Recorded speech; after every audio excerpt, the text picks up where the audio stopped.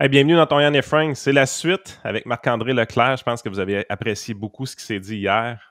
J'ai bien aimé la fin du podcast où est-ce qu'on parle de la rupture entre Marc-André et les conservateurs. Évidemment, on va continuer avec son ouvrage, son livre aujourd'hui. Peut-être quelques questions sur son passage dans les médias dorénavant. Je pense qu'il y a un petit peu plus de liberté de ce côté-là.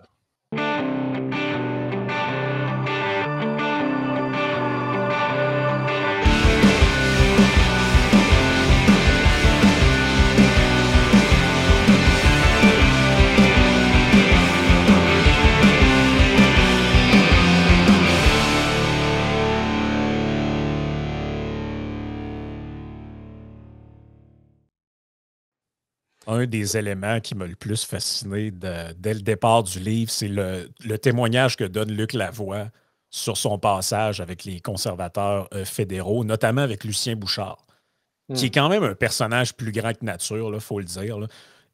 On dirait que je n'ai pas été surpris de voir le comportement de Lucien Bouchard. Donc, en gros, je paraphrase quelques bouts du livre, là, mais Lucien Bouchard est recruté par Brian Mulroney. Il n'est pas encore élu, donc il est nommé ministre, mais là, il doit se présenter dans une partielle.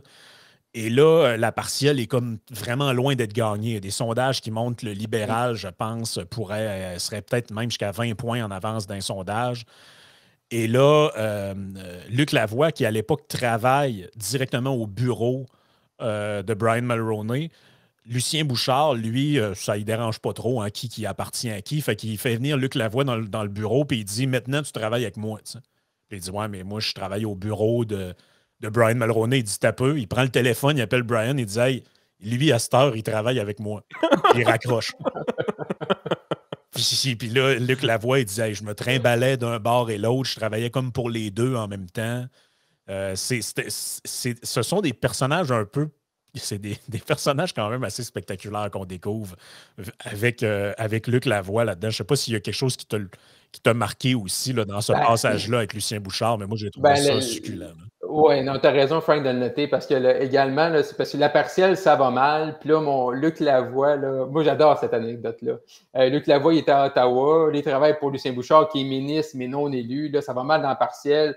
Mulroney l'appelle. Mulroney est à Montréal, au Reine-Élisabeth. Il dit viens-t'en. Fait que là, Luc Lavoie, il rentre dans la chambre d'hôtel, dans la suite à Brian Mulroney. Là, il met le fameux sondage devant lui, là où Lucien Bouchard perd. Là. Je pense que c'était 19 points de retard sur le candidat libéral. Mais là, il faut comprendre que dans les sondages, à ce moment-là, ça va mal pour Mulroney. Il ne peut pas se permettre. Là. Il a recruté Lucien Bouchard. Il ne peut pas se permettre qu'il perde une partielle. Fait que là, Brian Mulroney, il dit à Luc, il dit là, il dit, tu prends ton char, puis tu t'en vas à Alma. Sa partielle était là, et tu t'en vas à Alma. Fait que là, mon Luc Lavoie, il dit ouais, mais là, j'ai pas de vêtements, j'ai pas de brosse à dents. Et il dit des brosses à dents, on va t'en trouver à Alma. Fait que là, mon Luc Lavoie s'en va, il arrive à Alma. Le local électoral est au 2e étage de la fameuse brasserie Mario Tremblay. Oh! Fait que là, il rentre là, bien placé, mais là, Luc Lavoie, il rentre là vers 6-7 heures le soir, après le souper. Et là, il rentre dans le local électoral et il y a Lucien Bouchard, tout seul, pas de bénévole, assis à une table, il mange une toast au beurre d'épinot avec un couteau et une fourchette. Puis là, il dit à Luc Lavoie, il dit « Je lâche tout. J'arrête. » Il dit « Je suis pas fait pour ça, papa. » Fait que là, mon Luc, il dit « Moi, là, travailler avec des losers, ça me tente pas. » Puis là, Luc, il est parti à son hôtel. Là, mon Lucien Bouchard court après, essaie de le chercher. Parce que là, ce qui est arrivé, c'est que là, tu sais, Lucien Bouchard, là, il avait, dans son groupe, là, parce que ce que j'en comprends, puis ce que Luc a réussi à démêler, puis finalement à remporter la partielle, on connaît la suite, mais c'est parce qu'il y avait toutes des chicanes internes entre les souverainistes, les fédéralistes, puis là, fait, ils ont créé des comités, puis ils ont réussi à passer ça. Mais moi, l'anecdote qui part, il n'y a pas de brosse à dents, il se ramasse là-bas, il s'est réveillé à Ottawa, il s'est couché à Alma. Lucien Bouchard qui court après Luc Lavoie, Mulroney qui veut des nouvelles, il parle à Luc le lendemain. Finalement, ils ont réussi là, avec un contact à Brian Mulroney, un ancien ami avocat, ancien collègue d'école, à comme ouvrir un 2e local satellite. En tout cas, on a fait impossible. En plus, raconter à la sauce Luc Lavoie, là, il manque pas de péripéties là-dedans. Non, puis Luc Lavoie, il avait à gérer des tempéraments, entre guillemets, assez bouillants. Là. Lucien Bouchard, quand même grand monsieur, une grosse voix, il en imposait beaucoup. Mais une facette que je ne connaissais pas, c'est Brian Mulroney aussi, qui était quand même pas piqué des verres. Et tu racontes dans le livre une anecdote que Luc Lavoie t'a fait part. Donc, je mets en contexte brièvement. On est dans la campagne électorale où Mulroney essaye de vendre aux Canadiens l'accord de libre-échange, l'ALENA, donc dans le fond, qui à l'époque n'existe pas encore, mais qui a à être négocié. Et là, il y a des manifestations. Il y a des manifestations un peu partout. Et Brian Mulroney, ça commence à le fatiguer. Et là, tu racontes l'histoire suivante. Il a monté sur la première marche où il faisait des bye-bye au monde avant d'entrer dans l'autobus. Ça, c'est entre Toronto et Montréal durant le trajet. Je le vois dans sa face, c'est Luc Lavoie qui parle, qui regarde vers la gauche. Il redescend de l'autobus. Je me demande ce qui se passe. Il s'en va vers un des manifestants, le plus gros du groupe. Mulroney lui met un doigt d'en face et lui dit « You know what? Go fuck yourself, asshole. » Les médias ne l'ont pas entendu, mais moi, je l'ai entendu. Quand j'ai rapporté ces paroles dans l'autobus, Mila était en furie. Monsieur Mulroney était assis dans sa chaise et a dit « I feel so much better. » Ouais, la pression est sortie, là. L'estime est sortie. Mais ça, c'est effectivement, parce que ça, on est sur la campagne fédérale de 88, puis ce qu'on comprend également, c'est qu'à l'interne, chez les progressistes conservateurs, il y avait comme un peu cette dualité-là, là. Puis là, mané de dire, ben, ça nous nuit là, de parler de l'ALENA, on va mettre ça aux poubelles. Puis finalement, ils ont comme réécrit l'équipe. Et ça aussi, ça montre aussi des fois là, les chicanes hein, qui arrivent entre le War Room puis les gens qui sont sur l'autobus et au fédéral en plus et l'avion. Là. Parce que les gens qui sont sur le terrain avec le chef, dans ce cas-là, c'est le premier ministre, M. Mulroney, tu vis une réalité là, qui est différente de tes collègues qui sont souvent à Ottawa, dans le cas du fédéral, et qui, eux, ne vivent pas la même chose. Là. Tu sens les choses, tu vois comment ton patron réagit.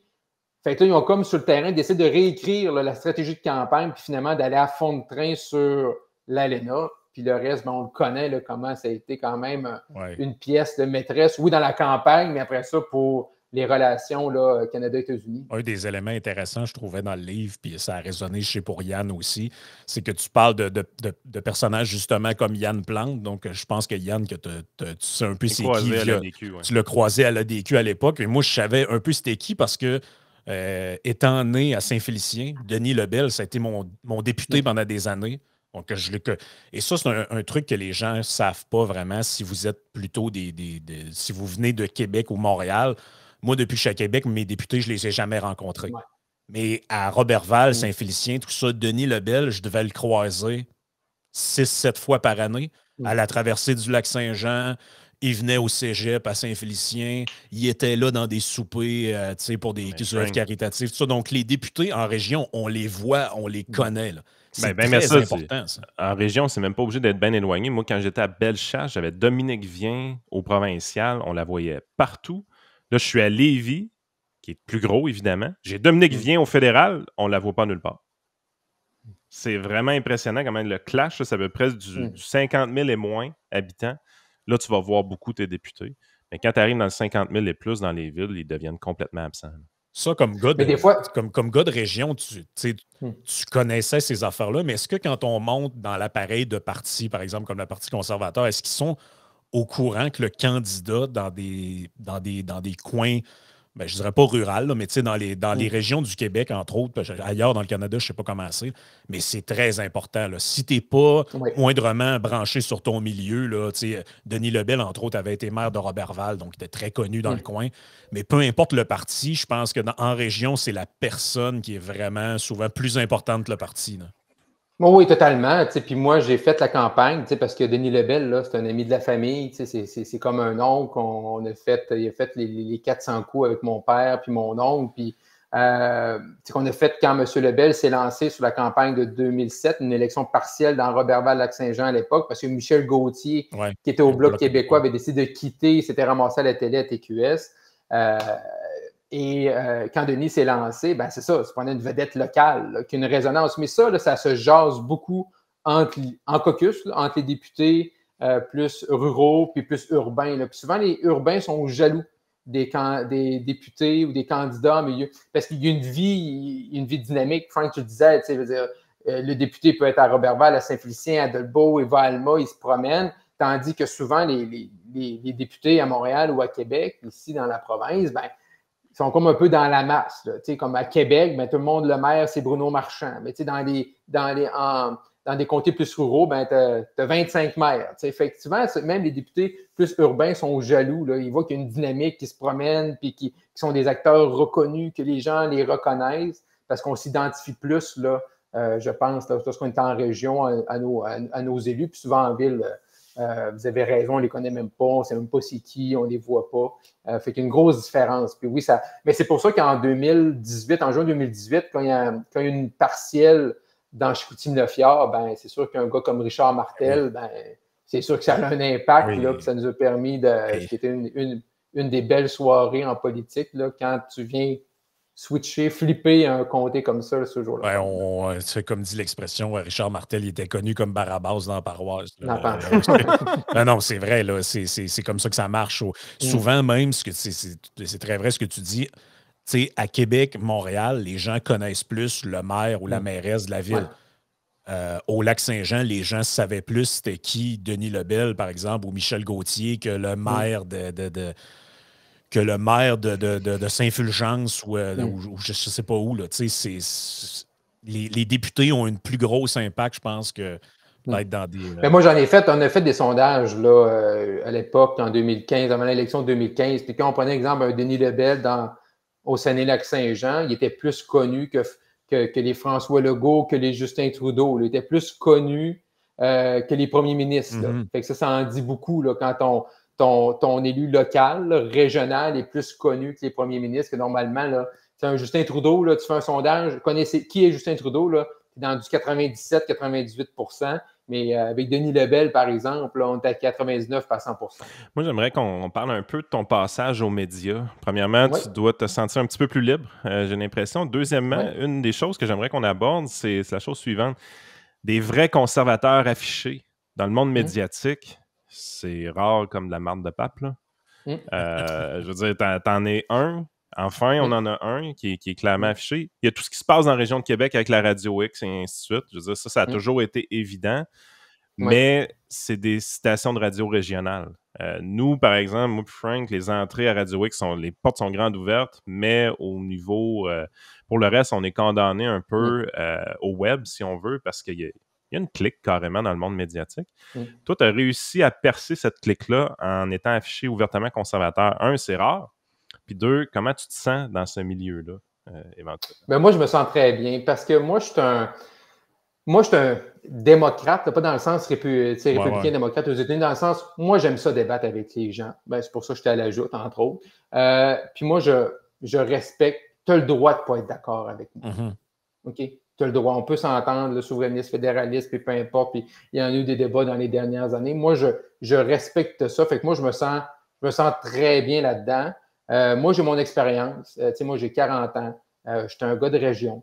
J'ai 2 enfants qui sont affectés par la grève de la FAE depuis 3-4 semaines. Je veux dire, puis moi, le plus beau commentaire que j'ai des gens que je croise dans la rue, c'est « Marc, tu parles comme le vrai monde. » Puis dans le sens, on sent que ce que tu vis, ben, on le vit également. Puis, moi, je ne suis pas là pour jouer un jeu. Moi, je ne suis pas un ancien élu. Fait que j'ai pas. Des fois, je trouve. C'est sûr que des fois, je ne suis peut-être pas le plus connu parmi mes collègues. C'est sûr qu'un Gaétan Barrette est beaucoup plus connu que moi. Mais également, moi, ça me donne ce recul-là. Ce que j'aime également, c'est que moi, je n'ai jamais fait de politique partisane au provincial. Okay. Je l'ai dit publiquement, la première fois que j'ai voté pour ADQ, Mario Dumont, mais je me suis promené un peu au provincial. Je ne suis pas allé à la guerre avec des gens. Fait que moi, je suis très à l'aise de parler du provincial. Au fédéral aussi, mais c'est sûr, du fédéral, si je dis de quoi contre des conservateurs, ben là, j'en ai 2-3 qui m'écrivent, puis là, ils ne sont pas contents, puis je devrais les défendre. Mais des fois, je suis là, puis je suis d'accord, vous faites des bonnes affaires, mais si vous faites une mauvaise chose, on va dire. Ben moi, je ne perdrai pas ma crédibilité, je vais le dire. Fait que tu te sens comme plus libre, ou en tout cas, c'est plus facile pour le provincial que le fédéral. Mais c'est parce que, puis à travers les années, tu te détaches aussi. Je connais encore plein de gens qui travaillent avec M. Poilievre, qui travaillent avec les députés conservateurs, mais j'ai des amis aussi dans d'autres formations politiques. C'est ça aussi la beauté. Les gens pensent on ne s'aime pas, on ne s'entend pas. Un des gars qui a grandi en face de chez moi, il est dans le livre, c'est Vincent Garneau, puis il a travaillé pendant plusieurs années avec Chrystia Freeland. On était élevés ensemble, là, ils venaient jouer chez nous, j'allais jouer chez eux, puis la vie fait en sorte qu'on s'est retrouvés à Ottawa, de Roberval à Ottawa, dans deux partis politiques différents. Mais non, moi, je me sens très à l'aise, puis moi, j'apporte mes idées. Oui, c'est des idées qui sont de droite, puis oui, c'est des idées qui sont conservatrices. Mais d'un gars de 40 ans, qui a une jeune famille, qui est tanné de payer des taxes et des impôts, puis qui trouve que le tramway, c'était pas une bonne idée. Fait que ça, je vais le dire. Puis oui, j'ai des collègues qui sont pas d'accord avec ça, mais je pense que c'est de là le débat également. Puis, d'année en année, j'ai différentes tribunes, puis ça, je suis content de ça. Tu m'amènes sur le tramway, juste un mot là-dessus, je trouve ça intéressant. Vers la page 66-67 du livre, à un moment donné, tu dis, en politique, ça prend des gens qui sont fidèles autour d'un député ou d'un chef, tout ça, mais ça prend aussi des gens qui ne sont pas juste fidèles, qui sont honnêtes et qui sont capables, à un moment donné, de dire au député ou au chef, là, mon gars, t'es dans le champ, et il faut que tu changes de track. Quand tu as vu, par exemple, que le Bruno Marchand commençait à tripoter des chiffres de sondage, ça a été commenté par Jean-Marc Léger après, oui, on leur avait dit qu'ils prenaient des grosses libertés avec les chiffres.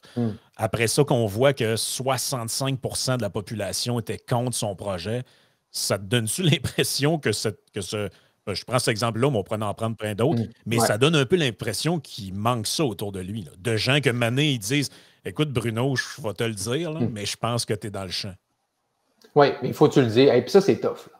Ça, c'est tough à dire, par exemple, parce que, c'est facile à gérer de ça entre nous aujourd'hui, mais de dire, parce que l'élu, c'est ton employeur. Là, fait qu'à un moment donné, tu veux qu'il soit content, mais également d'y rendre service. La plus grande qualité pour moi, c'est la loyauté. Il faut que tu sois loyal. T'sais.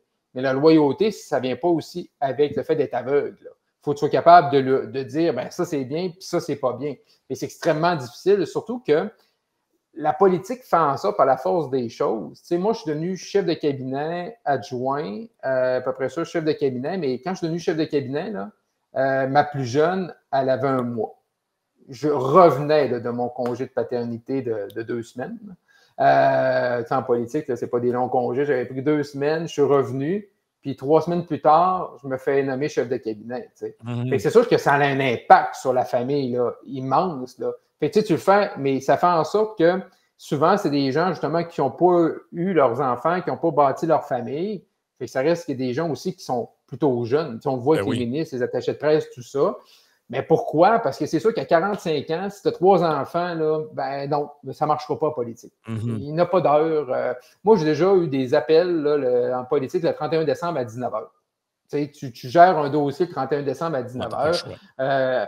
Comme chef de cabinet, j'avais tout le temps un sénateur qui se mettait les pieds dans les plats le samedi à 4h. Quand tu es chef de cabinet, là, ce que tu ne veux pas, là, quand tu es 4-5 heures le vendredi, tu dis OK, on a une grosse semaine, c'est ton directeur des communications qui rentre dans ton bureau. Parce que c'est pas pour te dire bonsoir ou prendre un petit verre de bière sur le bord du bureau. Là.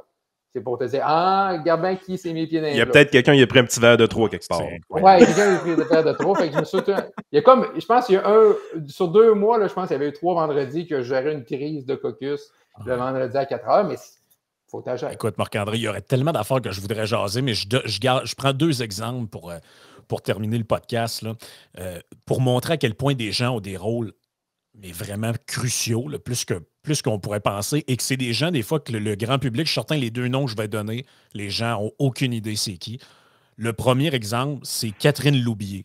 Donc, moi, c'est un nom que je ne connaissais pas, puis pourtant, je suis l'actualité politique à tous les jours. J'avais une vague consonance dans ma tête que j'avais déjà entendu le nom, mais pas plus que ça. Donc, Catherine Loubier, elle a été au cabinet de Stephen Harper et elle a été engagée par la CAQ pour faire la transition.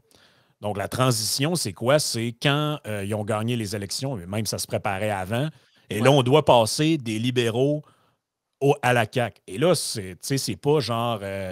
c'est pas genre François Legault, il croise Philippe Couillard et il dit « Hey, t'as-tu les clés du bureau? » Non, mais des fois, on pense pas à ces trucs-là, mais honnêtement, j'ai été fasciné par la quantité de choses que cette femme-là a gérées. Là. Ça va de détails très techniques jusqu'à même la quantité de ministères qu'elle recommandait au premier ministre de mettre de l'avant avec...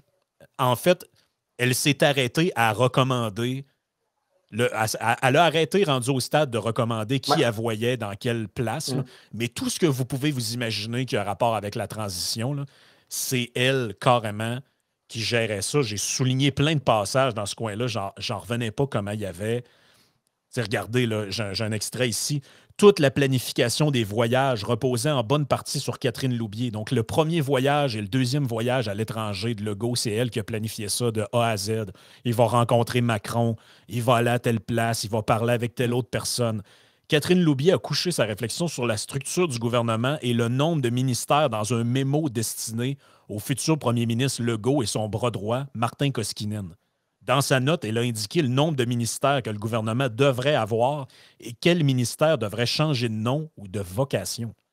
C'est à tel point précis son travail et englobant que je me suis dit, mais OK, mais le gouvernement était carrément sur le pilote automatique là, quand ils sont rentrés. Là. Il appliquait la procédure. Elle le dit elle-même, hein, au moins le 3/4 de ce qu'elle avait mis de l'avant, ils l'ont carrément fait là, presque intégralement. Là. Oui, tu n'as pas le choix. Puis ce qui est plate, c'est que chaque parti politique, souvent, qui ont une chance de remporter, a une équipe de transition. Puis souvent, tu le mets aux poubelles. 2019, il y avait une équipe de transition. Moi, comme chef de cabinet, en plus, j'étais sur la route avec le chef, j'avais décidé de ne pas être je ne voulais pas être dans les réunions avant les résultats de l'équipe de transition. Moi, je voulais me concentrer juste sur la campagne. J'ai fait une réunion de transition qui était 2 heures avant les résultats, puis finalement, bon, ça n'a rien donné. Puis c'est bon aussi, je pense, parce que sinon, tu commences à t'imaginer au gouvernement, puis c'est pas une bonne chose. Mais effectivement, dans le cas de Catherine Loubier en 2018, c'est immense le travail qu'elle a fait. Puis moi, j'ai travaillé avec Catherine au fédéral, puis c'est une travaillante là, acharnée. Par la suite, là, elle a été déléguée générale du Québec à New York. Mais c'est ça, il faut que. Parce que c'est le chaos, là, surtout quand tu es la CAQ, tu n'as jamais gouverné. Oui, il y avait des gens qui avaient un peu d'expérience, mais c'est tout de former l'ensemble des équipes, tout ça. Fait qu'il faut qu'il y ait quelqu'un qu'au moment où tu es élu, tu dis voici ce qu'on va faire dans la première conférence de presse, le premier voyage, voici comment on va s'organiser pour pas que tu commences les réunions. Il y a des choses qui changent. Là. Puis le premier ministre élu, il y a une attitude, mais il ne faut pas que tu commences les réunions à 0 là, au jour 1. Là. Sinon, tu as l'air vraiment brouillon. Ça va être quoi ton premier projet de loi, par exemple? Fait que toute cette préparation-là, quand tu gagnes, c'est le fun, tu l'appliques. Mais quand tu perds, tu prends ça puis tu mets ça aux poubelles. J'ai une bonne question piège pour toi. Tu as été à l'interne, donc tu as un bon regard là-dessus. Les députés nous avancent souvent le fait qu'ils travaillent 70 heures semaine. J'ai pas de misère à croire qu'un chef de cabinet le fait. Un Koskinen, là, 70 heures semaine, je suis capable de comprendre ça. Probablement des ministres très clés, je suis capable de le croire.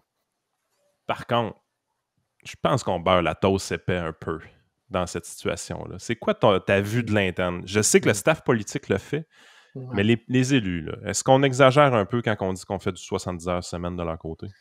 Il y en a qui le font. Il y en a qui le font. Ça, c'est clair, ça, c'est net et précis. Mais c'est comme dans toute chose. Autant les employés que les élus. Dans nos milieux de travail, il y a des gens qu'on sait qui travaillent plus fort puis moins fort. Puis oui, tu peux passer du temps, mais tu passes du temps sur quoi aussi également? Ça aussi, c'est une autre chose. Je veux dire. Est-ce que tu es productif? Tu rentres dans ton temps? Mais c'est sûr que quand tu es ministre, quand tu es un chef de parti, quand tu es le premier ministre, quand tu es le staff senior autour de ces gens-là, ton 60-70 heures, là, inquiète-toi pas, tu le fais. Ça, il n'y a pas d'inquiétude par rapport à ça. Moi, personnellement, là, je serais prêt pour une grande réforme. Moi, je ne pas tant avoir le système présidentiel américain, mais pour moi, là, les ministres et les députés, là, c'est deux choses qui devraient être différentes. Tu sais qu'on a parlé beaucoup là, dans les dernières semaines du projet de loi 15. Sortir les ministres du Parlement. Oui. Moi, quand je pense que Christian Dubé a passé 238 heures à écouter sur le projet de loi 15. Ouais, niaiser sous des ça sert à rien. Hey, c'est beaucoup là, pour un ministre là, que la santé, là, puis les services sociaux, là, qui a son rôle de député, qui doit siéger, qui doit voter, qui doit être là pour écouter ses collègues, même si une journée, il n'y a pas de questions à la période de questions. C'est parce qu'à un moment donné, on en demande beaucoup aux mêmes gens. T'sais. Je pense que l'exécutif devrait être une chose, puis le législatif, les élus devraient être une autre chose. Mais quand on essaie de mettre ça ensemble, puis en plus, au fédéral, tu as tous les pays à couvrir. En plus, même les ministres à Ottawa, ils ont souvent, c'est moi qui est député, mais ils ont un 4-5 heures de garde obligatoire, être dans le lobby d'un coup qu'un vote de ci, un coup d'un vote de ça, de procédure. C'est-tu vraiment la meilleure façon de gérer ça? Non. Non, je pense pas. Fait que je pense au-delà du mode de scrutin qui est à revoir. Moi il y a 10 ans, j'étais vraiment OK, notre système il marche. Là, avec ce qu'on a vu dernière élection provinciale, je pense que ça prend une réforme. Il faut rentrer de la proportionnelle là-dedans. Ça prend une meilleure représentation dans nos parlements. Mais également, on ne peut pas demander non plus à quelqu'un d'être ministre des Finances, de gérer son comté, de gérer le pays, puis venir passer 4-5 heures par semaine de garde, plus les QP, plus les comités quand il faut qu'ils fassent des apparitions. Si en plus il est ministre des Nordiques, ça va pas bien. Mais c'est ça. Écoute. Et des Kings. Et des Kings, oui, c'est ça.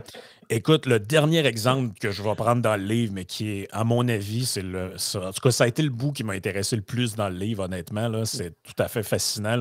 C'est le cas de Robert Asselin. Donc, pour les gens qui ne le savent pas, Robert Asselin était le bras droit de Bill Morneau, ministre des Finances de Justin Trudeau, qu'on pourrait appeler aussi ministre du pot de colle, parce que Justin cassait les plats, puis lui devait essayer de les recoller, d'essayer de recoller les morceaux ensemble. Et honnêtement, tous mes préjugés ont été confirmés en lisant ce truc-là. En lisant ce témoignage-là, c'est incroyable. D'abord, il commence en disant que... Il y en avait un qui savait compter, puis il n'est plus là. Ah, puis tu sais, Robert Asselin, de la manière dont je le vois, qui est un nom pas connu du grand public, mais de ce qu'on comprend, c'est un libéral à la sauce Paul Martin. Ouais. Donc lui, c'est un gars que, tu sais, bon, pas conservateur sur les aspects sociaux, donc plus proche des libéraux pour ce qui est, bon, de la société, tout ça, mais d'un point de vue économique, fait partie de ces libéraux plus classiques-là, qu'un budget, ça s'équilibre, il faut faire attention. Puis à la Paul Martin. Et là, eux et Bill Morneau, ils racontent le calvaire de lui et Bill Morneau, de leur début avec Justin Trudeau, où là, finalement, ils se rendent compte que le budget qui devait être accordé pour les chèques aux familles que Trudeau avait annoncé comme étant de 18 ou 19 milliards, finalement, ça va coûter 23. Et là, ils racontent des rencontres qu'ils ont eues. Donc là, ils sont dans le bureau, Justin Trudeau avec sa garde rapprochée, Bill Morneau est là, Robert Asselin. Et là, on dit il fallait faire le point sur la situation et reconsidérer la mise en place de certaines promesses électorales. Là, entre autres, ils lui disent écoute, ramener la retraite à 65, ça n'a pas d'allure. Il faut laisser ça là. Le prix politique a déjà été payé par Harper de toute façon. Il faut couper quelques milliards par ici, par là. Et finalement, le PM ne veut rien savoir. Il dit non, je m'en fous des déficits. Ça va comme ça que ça va aller. Et là, il dit la position qu'on a prise dès le départ nous a créé pas mal de problèmes avec l'équipe au bureau du premier ministre. Et là, il dit Bill Morneau, à un moment donné, il envoie une lettre à Justin Trudeau en disant, et aux autres ministères en disant là, je veux rien savoir de vos demandes de budget par rapport. On a des. Faut qu'on boucle un budget, là, on n'a pas le choix. Et là, il dit que tous les ministres libéraux lui réécrivent en ayant plein de demandes un peu farfelues. Ils veulent des millions à gauche, à droite. Et Trudeau prend pas vraiment son bord non plus. Il laisse pédaler avec ça. Et grosso modo, il nous dit finalement, c'est là que, après 2 budgets, il a décidé de rompre les liens, même s'il était directeur du budget, Robert Asselin. En fait, c'est Robert Asselin, que vous avez probablement jamais entendu le nom, c'est la dernière personne à avoir validé un budget du fédéral, techniquement. Là. Donc, le dernier qui a passé dessus avant que le ministre se promène avec dans les mains pour faire des photos, c'était lui, pendant 2 budgets. Et là, il dit, c'est tout à fait fascinant ce bout-là. Là. Il raconte plein d'histoires que ils ont mané Morneau a dit à Trudeau, là, c'est assez, moi, je signe plus rien de ces trucs-là. Puis Trudeau, non, c'est correct, c'est pas grave le déficit, ça va se balancer lui-même. Puis c'est impressionnant, pareil, de voir à quel point, à l'intérieur même d'un parti, t'as des frictions, là, des résistances. Puis, tu sais, Bill Morneau, beaucoup de gens attaquaient sa crédibilité là, lors des budgets, disant mais ce gars-là, il ne sait pas compter, c'est n'importe quoi, ils vont nous mettre dans la dette pour des décennies. Mais ce qu'on se rend compte en lisant le témoignage de Robert Asselin, c'est qu'une Christie de chance qui était là parce que ça aurait été 10 fois pire. Oui, ça aurait été oui, effectivement.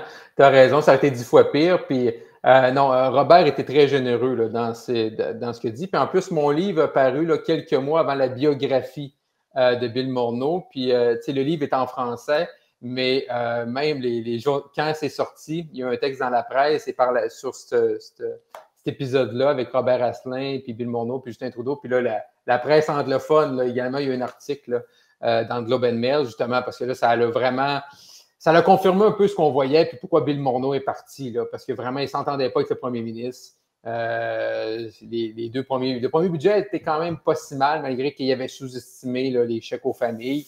Mais le deuxième budget, là, ça a été l'enfer. Quand tu es obligé de faire plusieurs rencontres parce que là, il n'était pas d'accord. Puis même cette année, là, on a entendu là, sur la mise à jour économique que M. Trudeau, Mme Freeland, là, ils ne s'entendaient pas vraiment. M. Trudeau trouvait que Mme Freeland n'était pas assez ambitieuse. Probablement, ça veut dire. Ça va pas bien. C'est des sous dans ce temps-là. Lui, c'est un dépensier, c'est l'enfer. Oui, lui, mais il a jamais Justin Trudeau va faire un budget équilibré. À chaque fois qu'il y a un budget ou une mise à jour, est-ce qu'il va être équilibré? Non. C'est comme non. Il y a une fois qu'ils ont montré des chiffres qui allaient s'équilibrer. Mais tu sais, quand tu penses en plus, et là, il annonce l'assurance dentaire, l'assurance médicaments, ça, c'est un autre 12-15 milliards par année. Ils n'ont rien pour équilibrer. C'est incroyable. Et à un moment donné, Robert Asselin dit « J'étais content parce que Bill Morneau m'avait donné le rôle de Monsieur Non. » Il dit « J'étais quand même assez ferme là, avec les... Ça me faisait plaisir. » En fait, on sent qu'il se gâtait un peu. Il dit « Ça me faisait plaisir. On m'appelait pour me demander des affaires. » Puis je lui disais tout le temps non. Puis Bill Morneau était bien content. Puis là, je lisais ça, mais je me disais, s'il y avait une chance qui était là, c'était ces deux-là, parce que mais les libéraux, c'est comme si l'argent pousse dans les arbres. C'est incroyable. Totalement, mais je trouve ça intéressant, Frank, que tu parles du mot non, parce que quand tu es longtemps comme employé politique, là, le problème, là, c'est que tu dis peut-être 100 fois plus souvent non que oui. Et à un moment donné, là, à force de dire non à tout le monde, parce que tu es le bad cop, pour protéger ton chef, ben là, c'est là qu'à un moment donné, c'est le temps que tu quittes. C'est le temps que tu testes ta place, parce que les gens, un candidat qui va envoyer un communiqué de presse ou un ministre qui demande de quoi pour un budget ou telle annonce, là, tu es là, non. Tu dis plus souvent non, parce qu'il y a beaucoup plus d'informations qui rentrent qui sortent. Ça fait en sorte qu'à un moment donné, ben, tu te fais des ennemis, entre guillemets, puis t'es mieux de quitter aussi. En conclusion, ce que j'aimerais terminer avec une petite quote que j'ai trouvée vraiment intéressante. C'est Luc Lavoie qui dit ça à la fin du livre. Il dit, j'ai trouvé que c'était quand même un message intéressant d'humilité par rapport à ce métier-là, d'être comme chef de cabinet ou employé politique. Il dit, dans un poste comme celui que j'avais sous Mulroney, si je devais parler avec le chef d'état-major de la Défense nationale, je l'appelais et je l'avais sur la ligne en 2 minutes. À un moment donné, tu finis par penser que tu es quelqu'un d'important alors que tu n'es pas si important que ça. Est-ce que... moi, j'ai l'impression que c'est pas tout le monde qui le réalise, ça. Non, mais tu le réalises à un moment donné que c'est ton titre. C'est ton titre à un moment donné. Quand moi, je suis arrivé à Ottawa là, en 2009, j'étais conseiller recherchiste à l'aile parlementaire. On était au gouvernement, j'étais peut-être le 800e sur 801 employés là, en termes d'importance. Après ça, tu te ramasses dans ton équipe, tu te ramasses le premier. Tu restes la même personne. Mais non, Luc a raison, parce qu'à un moment donné, c'est ton titre. Là. Quand tu décroches le téléphone, je suis chef de cabinet d'un tel, décide de ça. C'est pas toi en tant qu'individu, c'est le titre que tu représentes et l'importance que ton chef te donne. Parce que la minute où ton chef ou ton patron te dit que c'est terminé, il te reste l'individuité. Là. Fait que puis après ça, il n'y a plus personne qui veut répondre à ton téléphone une fois que tu as perdu ce titre-là. Fait que non, il faut. La politique, c'est une drogue dure. C'est une drogue dure pour les élus, c'est une drogue dure pour les employés politiques. Moi, souvent, la question que je me fais le plus poser, surtout depuis 1 an avec le livre, c'est si je vais retourner en politique comme employé. Puis la réponse est non. Et c'est vrai. En politique. Oui, moi, je l'ai fait. J'ai fait mon 10 ans. Ça aurait pu marcher en 2019. Ça n'a pas fonctionné. Maintenant, ça prend des jeunes loups, d'autres personnes pour faire évoluer ça parce que quand tu l'as fait, puis tu ne peux pas passer ta vie. Il y en a qui le font, mais passer ta vie à de haut niveau avec des postes hyper importants en politique, à un moment donné, il était mieux de te retirer puis laisser les autres. Dans le livre, à la fin, tu parles, il y a une citation de Carl Blackburn, puis je ne la lirai pas, mais grosso modo, il dit quand tu fais ce métier-là, que tu es à l'intérieur de la politique comme ça, il y a beaucoup d'amitiés qui sont brisées, qui sont maganées, tout ça. Sans nommer de nom, je ne veux pas que ton téléphone se mette à sonner là, tantôt. Là. C'est quelque chose que tu as vécu aussi, là, des gens que tu disais, OK, je suis très proche de lui, on est allé à la guerre ensemble. Puis finalement, on ne se reparle plus après ou disons que les rapports sont tendus. Là. À très, très, très haut pourcentage, ça reste des amis. Puis ça reste des amis qui étaient à la guerre. Puis moi, oui, il y en a. Il y en a que je pourrais nommer que oui, il y a des amitiés brisées. Puis bon, ça fait partie de la vie. Mais très, très grande majorité, moi, je garde que des souvenirs positifs. Pour moi, là, être chef de cabinet, c'était le plus beau métier du monde. Puis cela encore aujourd'hui. C'est exigeant, c'est demandant. Je sais qu'il y a des journalistes, là, je pense à un journaliste à KIC à Saguenay, qui avait peut-être, disait, moi, j'avais peut-être un rêve un jour d'être employé politique. Il dit, j'ai lu le livre à Marc-André, puis là, j'ai plus de rêve. C'est pas ça non plus l'objectif, là. Je vais démontrer la vérité. Je ne vais pas non plus tourner les coins ronds, puis mettre des lunettes roses, puis dire comment c'est beau, puis c'est fin, puis c'est kumbaya. En parlant avec ces gens-là, en parlant aussi d'une bonne portion, je parle au début, et je parle également de mon histoire. C'est pas évident, mais ça fait. C'est un bagage qui est tellement intéressant parce que tu touches à tout. Là. Je veux dire, c'est ça qui est intéressant, c'est que tu touches à tout. C'est sûr, moi, je suis plus un gars de com, moi, un gars de politique en termes de policy. Là. Moi, si tu voulais m'ennuyer, là, tu me mettais dans un meeting de policy pour monter un projet de loi. Là. Mais sinon, il y a beaucoup de choses qui sont intéressantes. Campagne de 2019, tu fais le tour du pays. Tu es traité comme un roi. Tu atterris, l'autobus est là, tu as des gens qui s'occupent de toi, tu arrives à l'hôtel, ton équipe d'éclaireurs te donne ta clé. Je veux dire, t'es dans.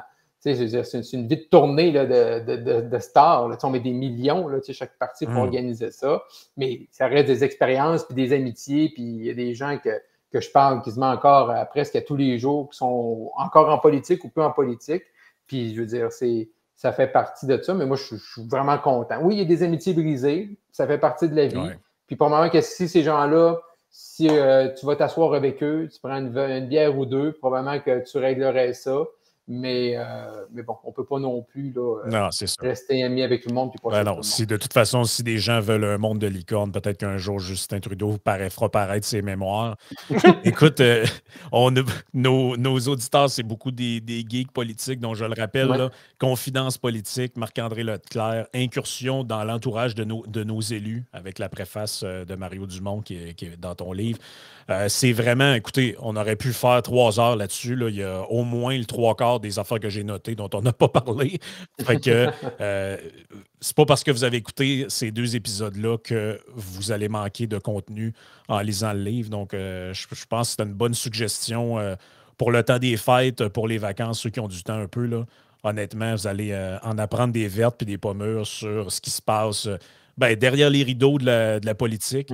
Puis, Marc-André, merci de t'être prêté au jeu puis d'être venu jaser de ton bouquin avec nous autres. C'était super apprécié. Un grand plaisir. Merci de l'invitation.